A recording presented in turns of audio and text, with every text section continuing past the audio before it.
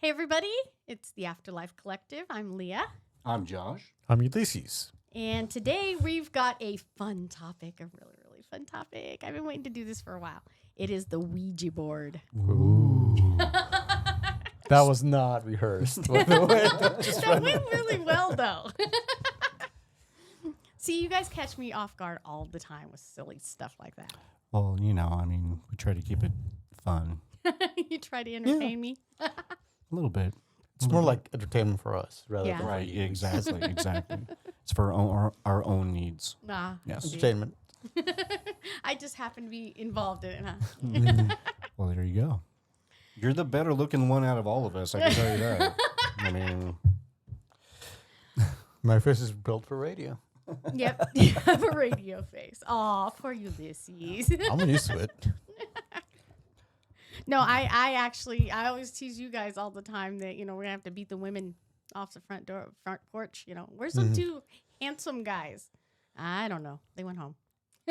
my wife is out there. That's what it is. That's why they're not here. She's fighting them off She's for keeping us. them off. Yes, She's keeping them yes. off the front She porch. loves me Good. a lot. Well, that's a good thing. Well, I will tell you, when we were doing the research for this, I think you can back me up on this one. It's a weird and a nightmare. Yeah, it's been a ride. Yeah. It's been a ride. Because there are so many different versions out there. I will say this, everybody has their own different version, and everyone has their own different belief. But some of this stuff is just wow. I'm overwhelmed. So Yeah, we tried it. We tried to weed through all the BS and try to get straight to the point and something a little bit more factual. So hopefully this works out for you guys. yeah, I hope so, because otherwise I'm at a loss. Because it was a very long week doing this. So basically, I will start with the history, and there are actually two facts that we can prove about the Ouija board. The first fact is that the toy producer, William Flood, bought the idea of the talking board from Elijah Bond. And that's, documented. There is actually paperwork on that kind of stuff. And this is where it gets weird. This is where it starts getting weird right after his. And Bond and his sister, or possibly his sister-in-law, or very many other different versions of who she actually was. But her name was Helen Peters. And the two of them came together and they designed the talking board.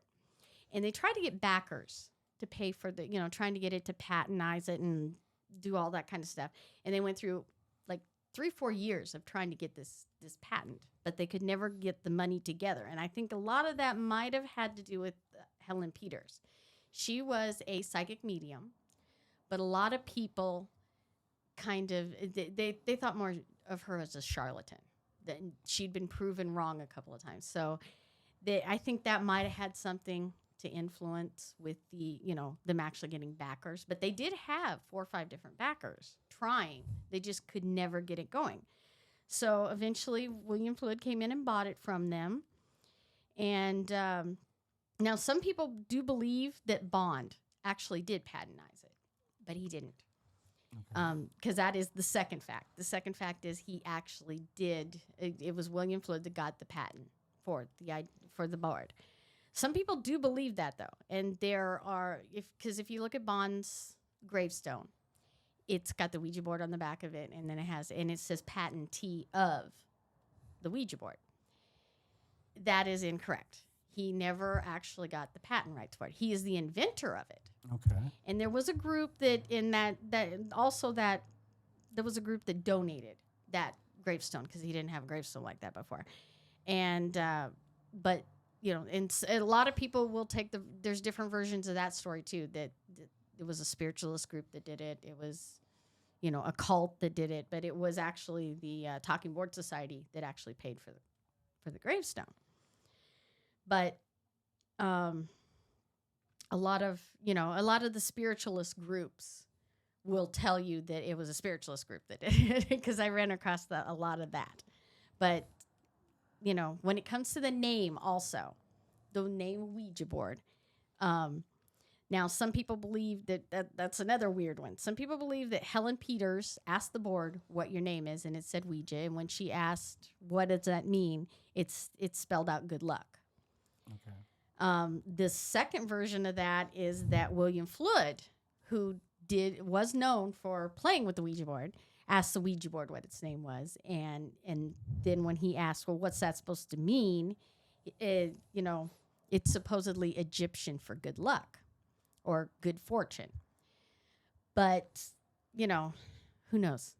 No one actually has this documented down. Some people also think that it's German and French for yes, yes. Though I'm not sure why. Yes, no. It should be a yes, no, I would think. But Yeah. it's actually, if Ouija is actually yes, yes. So that didn't quite. Yeah, Ouija. Yeah. Okay, I can see that. And then Yes, the yes. last version that I could find on the name is some people think it's for Ouija, which is the Nordic goddess of good fortune. Oh, okay. That would kind of make sense. That would but make sense. Yeah. And maybe it was just pronounced wrong. Who knows? But, that's pretty much that much of it. And then after the Ouija board gets patented, and that is in 1898, they didn't know what to patent it as. And nobody quite knew. Even the patent office couldn't come up with an idea. So they decided, well, William Flood is in charge of toy making, and he has toy patents already. And it's also how they taxed it. They just went with a child's toy ages 6 and up, which is kind of funny if you think about it Right, nowadays, yeah, ages 6 and up. But then I guess when Hasbro bought it, they actually switched it to 8 and up. Oh, okay. But still, that's, considering. Pretty young. Pretty young, yeah. I mean, well, when you think about it, I mean, kids are a little bit more susceptible to that kind of stuff, you would think. Their Yeah. imaginations are a little bit more open. That's true. And they always So- think that children are easier. I think, like you said, their minds are more open. So it's Right. easier for them to absorb the spiritual world, or easier to accept it, I Right, guess. Because a right. lot of adults, they always say the reason adults can't see ghosts is because we were conditioned that kind of thing doesn't exist. Right. And we're too busy working. Yeah. Too busy working and doing our own lives. Now, all those things have been, those two things have been well documented. And it's also been well documented that, years ago it started out as a family game.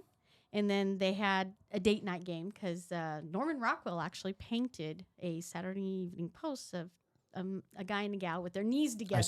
I seen that, yeah. Playing the game.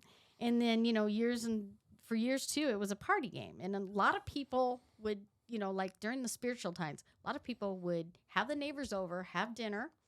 They'd play with the Ouija board all Saturday night and then go to church on Sunday. It was nothing bad involved in it and everything else. This is, in fact, one time I've heard that the Ouija board actually outsold Monopoly at one time. Oh, wow. So, it's just a fun night game. All the kids can play with it until 1973. And I think this is where you get to come in. Okay.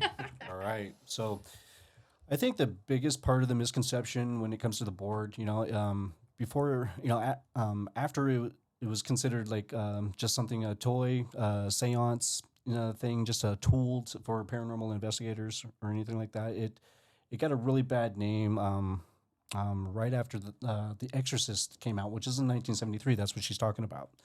And so, in order to really understand why it came the way it did, you gotta look at the background behind it. So before the movie came out, you have Anton LaVey, who was he wrote the Satanic Bible. He was the founder of the Church of Satan. He also used the Ouija board.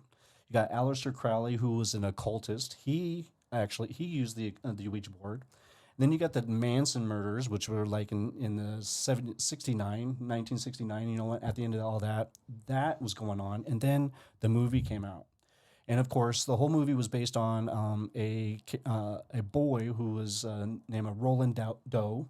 And he was supposedly possessed by the devil, Pazazu, one of those demons or whatever. And so after that movie came out, it just really exploded. A Ouija board, their sales skyrocketed, and then in the 80s, the Satanic Panic came out. So it got a really bad rap after the movie and after all the stuff that happened. The wrong characters were using it for the wrong reasons, and so it just got a really bad, a really dark aura around it. So, and I think it's really important to kind of debunk a little bit the misconceptions of the Ouija board. You know, like, I mean, first of all, it's really it's really easy to understand why it got the rap that it did. You know, I mean, I mean, come on, I mean, Anton LaVey. You know, I mean, that's pretty scary shit. Where's the beep? So anyway, so first of all, I'd like to think that they're not dangerous and they don't open portals. You know, as you can see, we got one here, and it's not opening up some sky thing. You know, like where demons and I don't and even feel any air going on. So I mean, so just because you have one, it doesn't mean anything. Okay, I think it's your mindset that goes into it, and that's what you put into it is what you're going to get out of it. Basically, you know. It's not a religious tool for Wiccans or Satanists or any other belief. It's literally a game. It's a game. And if it's not a game, it's for people like us who are just it's a tool. It's a tool, and no matter what tool you're going to use, whether it's construction or drawing, you got to respect your tools. So, well, a hammer can be just as dangerous if used true the wrong way. So with the wrong people, Yeah, absolutely, that's exactly. exact. And it's not going to make your house haunted just by having one in here. She's had one, and she's had activity in her house for a long time before she even Yeah. had this thing. So I kind of believe that if you do use it and your activity ramps up, the chances are your house was already haunted. You just opened the door to a door of communication for it to actually be able to speak. So I you know, I actually agree with that. It's a tool to speak with them, and Right. it didn't change having that thing. It has not changed it one bit. right? I mean, it was Yeah. active to start with, and it'll probably be active even after we're gone. So You know, I mean, I personally, you know, when I first heard about Ouija boards, the Hollywood really got to me, and so that's basically where it really comes down to is that Hollywood really blew the doors off of the dark aura around it. So I mean, I think they're more responsible than any stories that are out there, and there are stories out there, but there's actually no factual evidence or no scientific evidence that any of it really happened. You know, it's a first-hand accounts. It's a hearsay, that kind of stuff. You know, so there's nothing really backing on the demonic entities or any dark history behind it. So, and I don't really feel like it's a reliable form of contact because you don't know who you're getting to or the simple fact that you got human element into it. You know, you're the one that's moving the planchette around, and some people are just, you know, they're just They want to be literature. yeah, exactly. Yeah. You know, they're just gonna mess with you. You know, so I know I would. yeah, we know you would. you know, if the planchette moves or if it circles or spells out words, it doesn't really mean anything. Again, you got the human element to it. You don't know. You know, it could be me saying this stuff, and I'm just kind of inadvertently moving the planchette to where Well, it needs to go. You know, it's ID mo. How do you say that? You know, it's basically it's ideal motor. yeah, ideomotor. I have a hard time saying that, but it you know that's the scientific version of it. They say Right. that you just don't realize Yeah, that subconsciously. subconsciously, Yeah. and of course you know then you'll have this. Most people point out, well, if it's subconsciously, then you know you're possessed by something. Right there you go. Yeah. And another thing that you want to point out is that if you feel like you're haunted, chances are, I mean, right after you play the Ouija board, you might want to just kind of double back and debunk yourself. Make sure that you're not just overreacting and making a mountain out of a molehill because you heard a bump or a couple of taps. You know, it could be the cat. You know, it could be the wind outside. It could be a lot of other things. So make sure you double check yourself on that. One thing that I really want to point out though is like, uh, I think okay, you could play this anywhere, okay, but I think it's really important that you understand your environment. Okay, you're not if I'm gonna go to a murderer's house and try to summon up a murderer to talk to me, you're probably gonna get a murderer attitude. So if you're gonna take it to a graveyard, if you're gonna take it to a church, I think it's important that you keep in mind what you're actually where you're going and what you're actually doing. You know what I mean? So who you're calling out. So you get like I said before, you get what you put into it, and this seems pretty basic to me. So Yeah, I kind of believe that too. I mean, a lot of it, because like I said, I have played with the Ouija board in the past. Guilty as charged, but I never really had an actual negative. I mean, we've had little small things, but never really like, oh, and a demon came out and threw everybody against the wall. No, I've never had anything like that. And I think a lot of that is, when I go into a lot of this stuff, I try to go into it with a clear mind. And I'm trying not to bring any baggage with me. And I'm trying not to, like you said, environmental wise or whatever, I'm trying not to taunt something that would right, come towards you. right, So I think a lot of it has to do with your set mind. I was discussing this one time with a couple friends of ours. I said that it also has to do sometimes with your moral compass.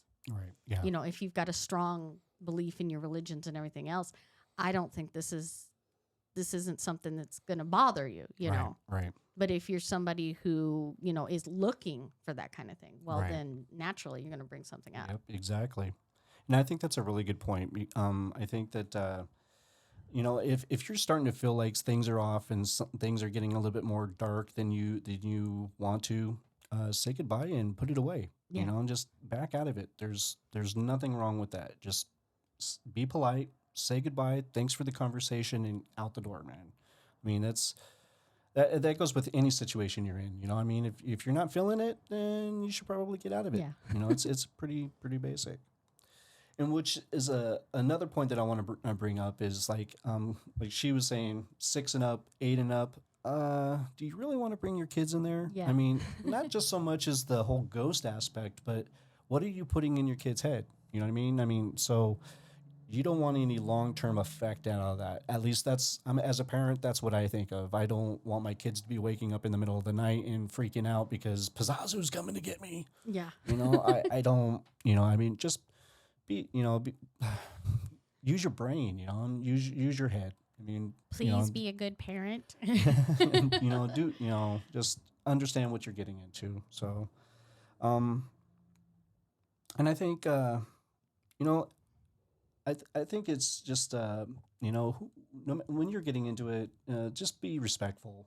Be respectful. Remember that you're speaking to someone who's been passed on, or if you're in their house, this is their final resting place. So just be polite, be respectful, and like when you say goodbye, it's not just to sever the door, sever the line of communication. It's just being polite, and I think that anybody, even as a ghost, if I was a ghost, and I will be haunting all of you guys, so even as a ghost, I would still want to be treated as respect, treated with respect, and I would, as in living, I would do the same. So I think that's important. So, but outside of that, I think it's important that you understand that this is just a game, and if you're not using it for a tool like we would, then I mean, treat it as such. So we use it as a tool. We use it to get the research and to find someone to contact if the situation plays for it. So I mean, so it's just. I don't think that I think of this as an evil thing. I don't think of this thing as a demonic thing. It's a game. It's a tool, and it's just something that you should be respected. So, I mean, that's pretty much. Well, I'll say this: most of the stuff that we have, ghost adventure, style stuff that we have, all of it needs that kind of, I mean, and it all just falls under the tools, Right. and a lot of these things were not created to do ghost hunting, which Right. is, of course, that's the norm. But I think a lot of it does have to do with what you're saying right there. So I do want to add something because you just remind me. I kind of reminded me of something. So there's a lot of stories out there, like people breaking up their boards and trying to throw it away or burn it. So what you don't know is that some of those boards were children's toys, and so they're fire retardant. Yes. And so they don't burn. So if it's probably not burning, you probably got one of those toys. So well, I would certainly hope that you cannot burn a toy that's made for 6 or 8 and up. Okay, if you can burn it that easily, there's something wrong. So, but yeah, I think that what we do with it is we use it as a tool, and I get a lot of flack for that. A lot of times I'll say, no, that's just a tool to me, and they're like, how can you be like that? I'm not influenced by all the amazingly all the stories that I have gone through, especially in the last couple weeks of doing the research. Yeah, stories are stories, man, and most of the time they're blowing up. Even on the podcast, I mean, we still embellish it a little bit, to get that spook factor out there, But I mean, so you really just got to consider the source and do your fact checking a little bit, as anybody would. So well, see, that's like one of my pet peeves. The fact checking. I mean, if you're going to state something to the world, at least check your facts. That's normal. And with all the stories and everything that are out there, this is how it gets started because, somebody says, well, I heard. And then, of course, the next person says, oh, really? Well, I heard. And it just keeps getting bigger and bigger. Snowballing effect. Right. Yes. Speaking of stories, do we have any stories to talk about? Oh, I think somebody told us he was going to tell us his story. I don't really have story. I do, growing up, someone I knew was playing with it, but nothing came out of it. And so, in my personal opinion, it's just one of those, like you said, tools. Yeah. You just got to be careful with it. You Yeah. know, but someone with a social behavioral science background, people will always look at the negative side more. Right. That is true. Than the positive side. So all the stories that I've been through, that I've read through, they're all negative. Yeah. And so, as a society, what's going to influence us on in this case, the Ouija board, what's going to influence more, like positive stories or or the negative ones? There are some positive stories out there, like I contacted my grandma, grandpa kind of thing, man. But 95% of them are exactly what you're saying. Right. They're negative and they're dark, and it's just scary. Yeah. Well, I think that's the point, though. Right. Sure. Yeah, it's to scare people. Well, maybe not scare people, but more like Creep them. creep them out. Yeah. And I think what the Ouija board does is give the common person or the average person the ability to contact the paranormal or investigate the paranormal. Yeah. Right. Even if it's Indiomotor effect. Yeah. Yeah. So it's like, Well, I think, if you follow by that logic, it's like you said, it gives them the ability to open up. And I think that's the whole point, is opening up to the paranormal. Right. Because, you will notice that most people that are very closed-minded have absolutely nothing, will have nothing to do with it. They're not going to have those experiences. You have to open up a little bit to experience it. It's not something that can just, although there's many, many stories of these skeptics that said, oh, I was skeptic until this happened. Well, my thoughts when I read or encounter something like that, my thoughts on that are your guard was down at that time, Right. kind of thing. Because, they say we all have psychic abilities. We all have all this stuff. We don't use all of our brain. And, that's the way I look at it, is you have to open up to get that certain, all the conditions must be right to open it up. So. Oh yeah, your head's definitely going to be in the right mindset. I mean, I think if you're closed-minded, you're not going to get anything. Yeah. And that that goes with just about anything. So True. I mean, so um, I mean, there is definitely not a single game that I can think of that has more controversy, more dark aura behind it than the Ouija board, man. I mean, when I was a kid, I my mom told me a story about how she was playing with a Ouija board. Her and her friends were downstairs, and they were doing their thing. They were having a good time, and then all of a sudden the planchette flung off the board, and they all screamed and ran upstairs, and they tried to open the door, and the door wouldn't open, and the whole time they're screaming at the top of the door, and then finally her mom opened up the door. My grandma opened up the door and was like, "What are you guys doing standing here?" And they're like, "Yeah, didn't you hear us screaming? We've been screaming and screaming, and you didn't hear us." And she's like, "No, man, I've been in the kitchen the whole time." And literally, like, and in their house is like the door's right there and the kitchen's like right there. So if she didn't hear it, and then they were like, "Oh," and then we went to go walk our friends home, and we were out in the middle of a field, which is out in Spokane, so it's Rogers Field, and Rogers Field is a huge field, and Rogers House High School. It was a huge field, and there's no trees, no nothing like that around. And they said that they saw and this is where the BS factor comes in for me.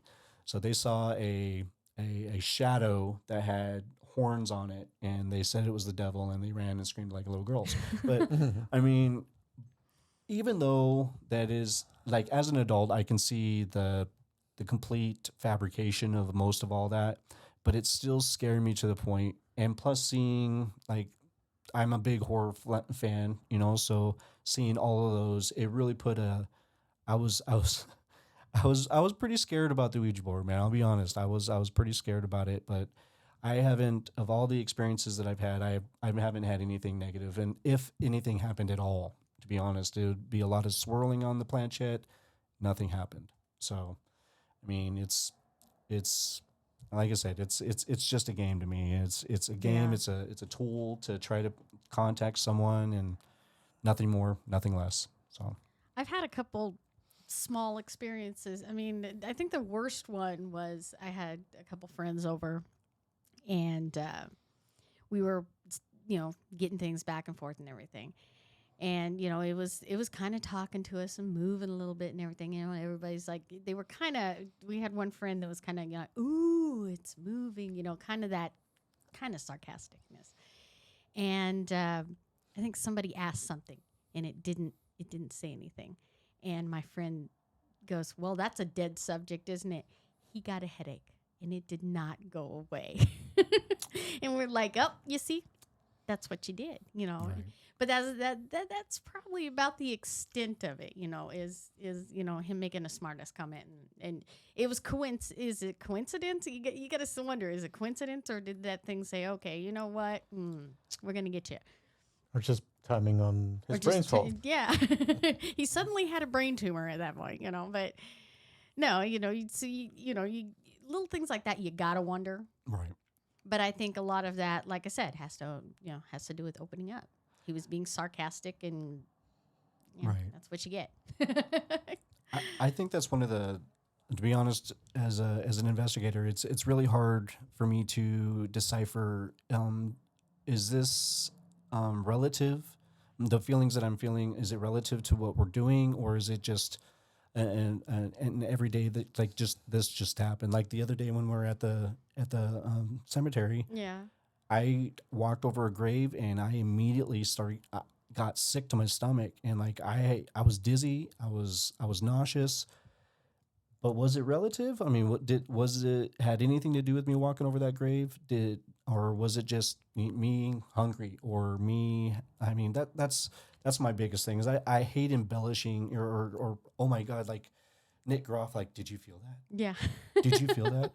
I'm not gonna go Zach Baggins here and be like, oh my God, Yeah, I mean, exactly. So yeah, it's hard. It's a little hard, in my opinion, to just actually say that this is relative to what we're doing. So I don't know.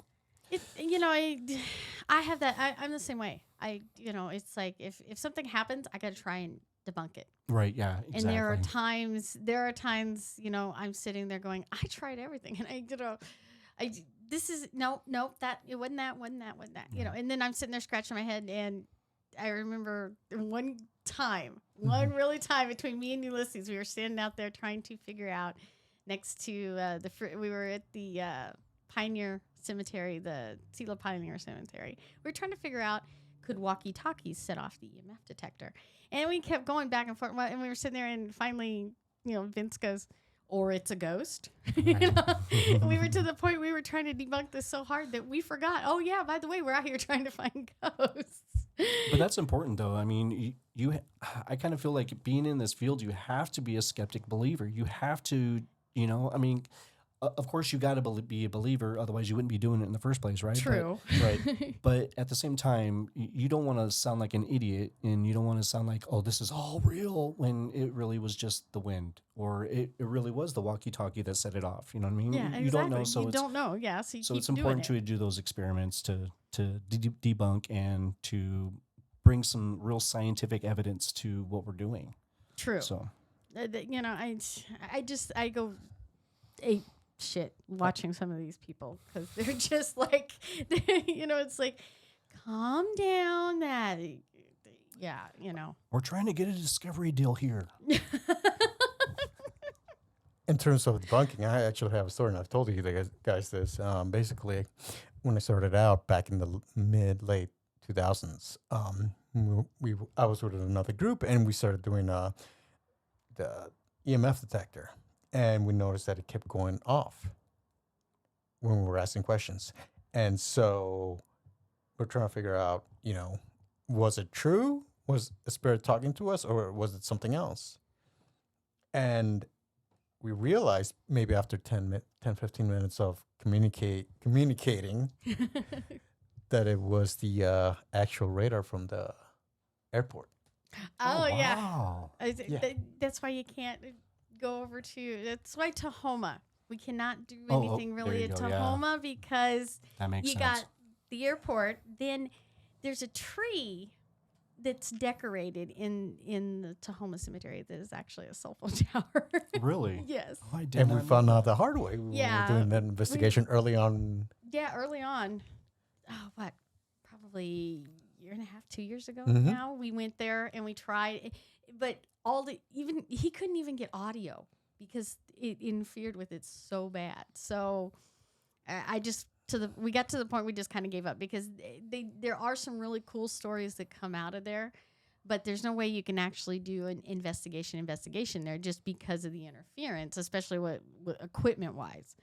But you know, I've had experiences there. He's had experiences there, and lots of people have actually had experiences at that place, because there's a little Indian boy story, and a lot of people see a little Indian boy. Teenager, you know, between 12 and 16, somewhere in there. You know, everybody's got a different version of it. And this has been the only reason I believe in this story so much is because he had an experience. Our cameraman, he had an experience with it when he was riding his motorcycle one day, and there have been tons of stories, and it always comes from. And this has been going on for like 20 some years that I can go back of finding these stories, and people always say either they see an Indian boy walking through there, and he'll say, "Hi, how you doing?" And when you go to turn and say, "Hi, how are you?" or whatever, or answer back, he's gone. Nobody sees him. I want to experience that. But and then on the other side of that coin, which is what Vince got, the other side of that coin, they'll see him walking through, and they think that this kid's on drugs or something, because he will walk through. He cusses at the statues. He yells and screams at things. You know, and people think, okay, you know, some kid's having some kind of drug seizure thing going on over here, you know, and then they'll start kind of watching him, you know, wondering, what is this kid? Why is this kid in here, you know, having a fit and everything? And then he'll disappear, and they'll be like, where'd he go? You know, so I kind of wanted to do a story about that. Yeah. But the problem is you take any equipment in there, it's going to get messed up. So That reminds me. So I was down when I was down in El Paso. We went to Concordia Cemetery, which is a super old cemetery. If you ever go down to El Paso, you guys got to check that place out, and you will understand how creepy this place is. Well, that's the place where serial killer used to go in there. Richard Ramirez. Yes. Sorry, I was giving you a chance. I couldn't think of the name. But my son was saying that when he went there to go check it all out, he actually heard voices. They were checking out this crypt, and they heard voices around the corner. So they all came out to see who was out there, and there was nobody out there. And it sounded like, because there was two families back to back. You know, like here's a family and here's a family. And it sounded like they were arguing with each other, like yelling at each other. So, you know, that's what it kind of reminds me of, is maybe he was running by and he's actually associating with these people in the spirit world. You know what I mean? And they're seeing him, but not the rest of them. That might be it. And, Ghost gangs. Right. Yeah. It could be also, you know, like the times, you know, if he was a native, you know, I mean, there's probably some ignorant person out there that was probably yelling at a native kid or something like that, you know. So it might have been something like that. I mean, sort of a residual, half haunting. Oh man, now we gotta go check it out. Now I'm curious. Well, see, I'd love to do it. The other thing that bugs me out there too is if I go out there, I'm wearing boots next time, because that place is so covered in goose poop. Oh yeah, there are geese out there day and night. I swear, it's a mess out there.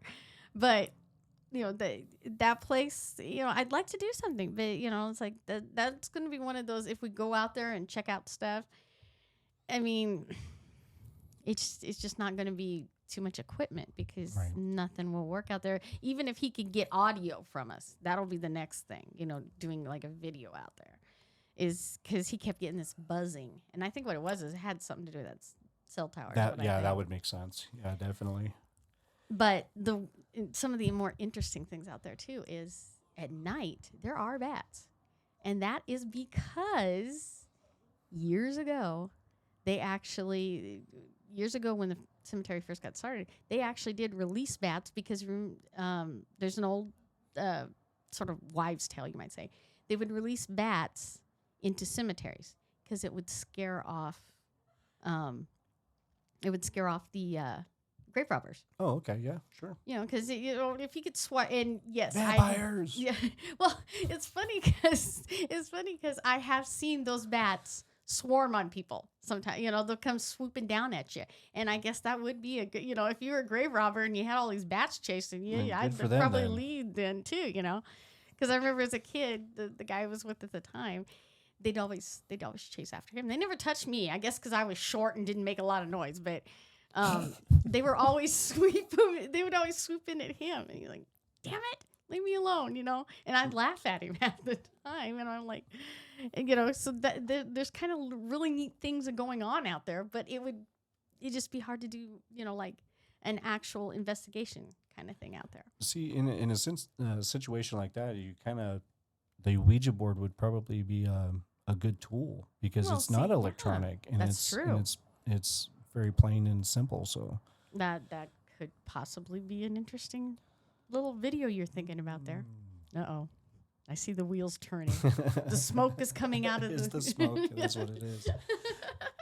You know, I gotta point something out, man. Because we talk about it a lot. I am madly impressed with the different variations of the Ouija board.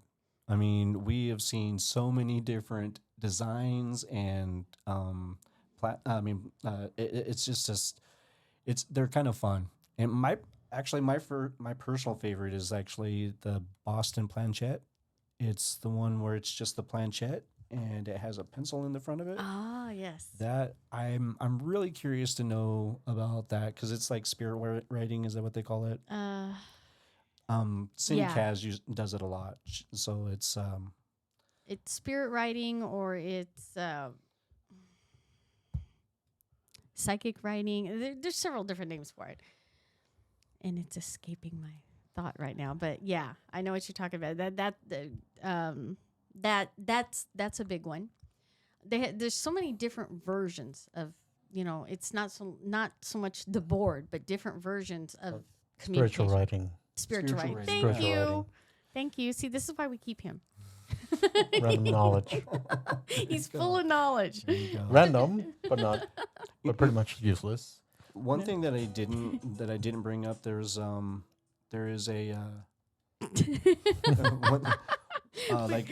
We have background music now. Yay!